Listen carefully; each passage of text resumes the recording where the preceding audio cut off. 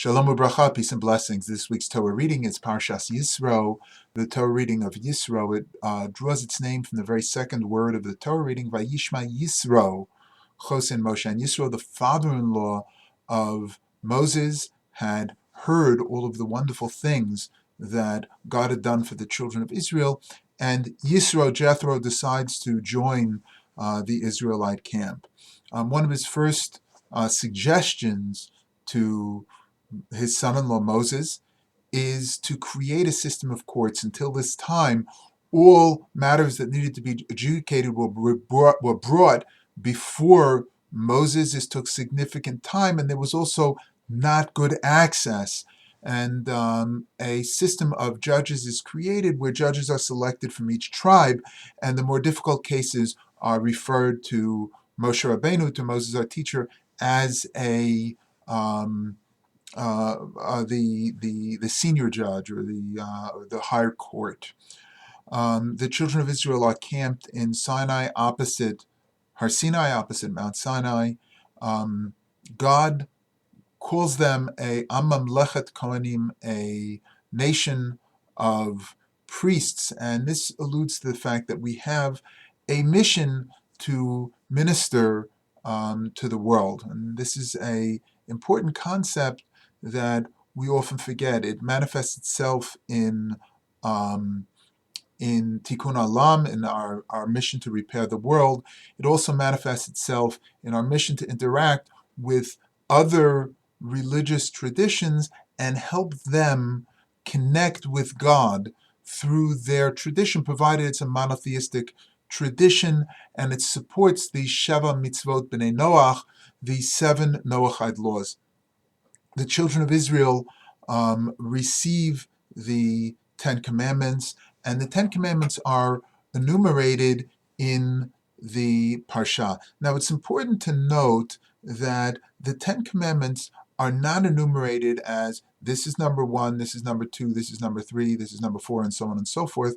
And what the commandments are drawn out of the text by Chazal, by our sages of blessed memory. And the way Chazal understood the 10 Commandments, the way our sages of blessed memory understood the 10 Commandments, the first was a mandate to believe in God. Anochi Adonai Elohecha asher hotziacha me'eretz Mitzrayim. I'm the Lord your God who has taken you out of the land of Egypt. And the second prohibition is upon having other gods. Lo yeh lohem elokim acherim, you shall not have other gods. The third prohibition is a prohibition of taking oaths. Now, the actual terminology is, you shall not take the Lord your God in his name in vain. How does one take God's name in vain? By swearing in God's name, and there is a strong reluctance not to swear in God's name. And in fact, the court system in the United States of America makes provision for this, and one can affirm rather than swear. The fourth commandment is the observance of the Sabbath day. Zocher es Yom HaShabbos l'kadsho, make the Sabbath day holy and sanctify it. The fifth commandment, kabed es avicha v'esimecha, you should honor your father and your mother.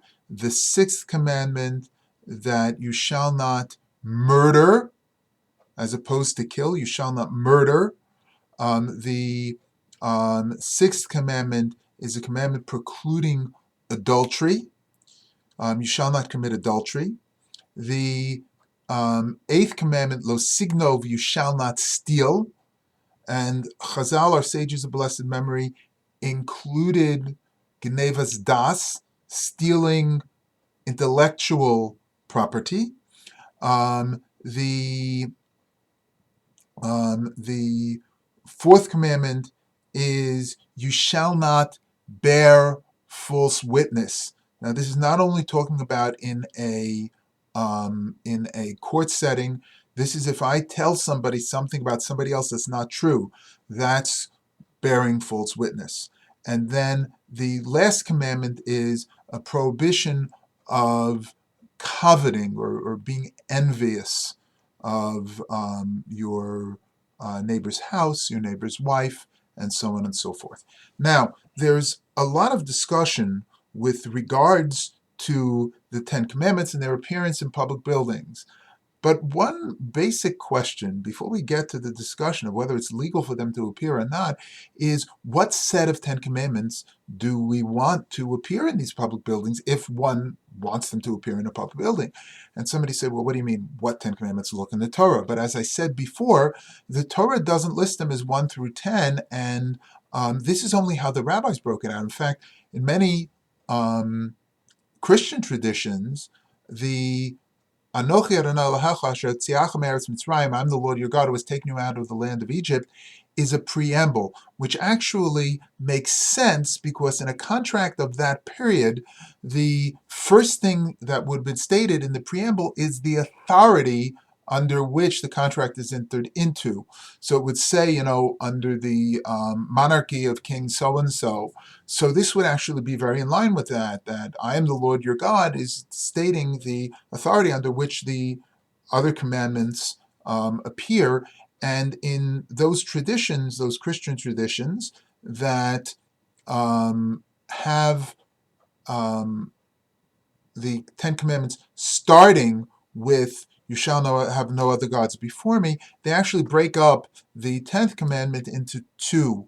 One commandment regarding coveting your neighbor's house, and the other coveting your neighbor's wife. Judaism insists that the first commandment is Anochi Adonai Elohecha asher hotziachem me'eretz Mitzrayim. I'm the Lord your God who takes you out of the land of Egypt. Now, let's look at this and understand something.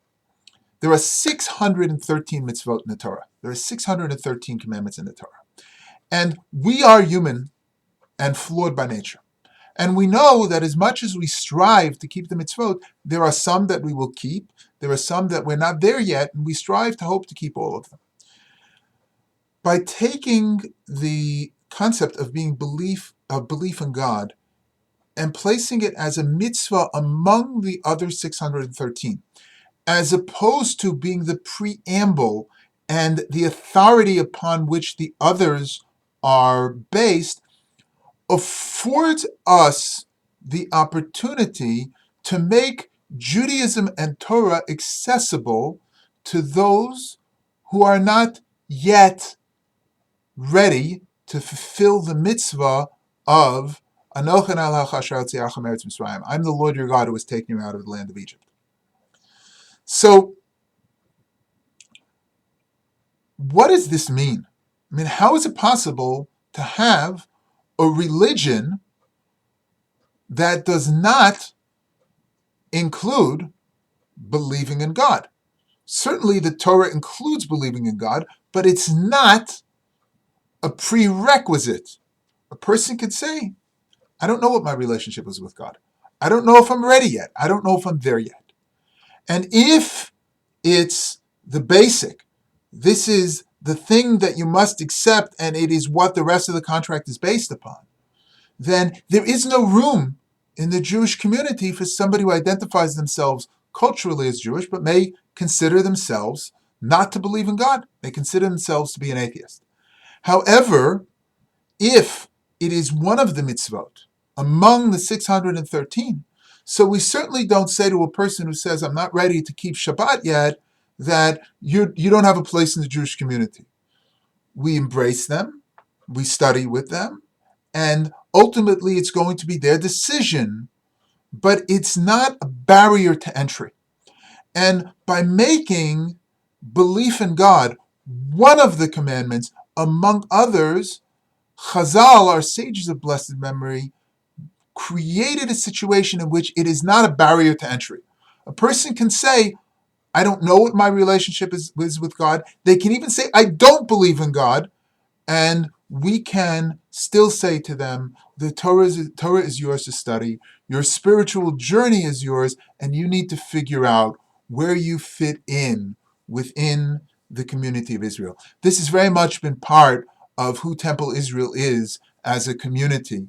In the early days of our community, we needed to figure out how to make space for people of different Eastern European traditions. Today, we need to figure out how to make space for a very diverse community and people that come to our community with different philosophies and different theologies. And we try to embrace everyone, helping them to understand that there is a place for them within our Kehillah Kadosha, within our sacred community. Shabbat Shalom. May we always be blessed with the ability to embrace people from every area, from every place along the spectrum into the community of Israel.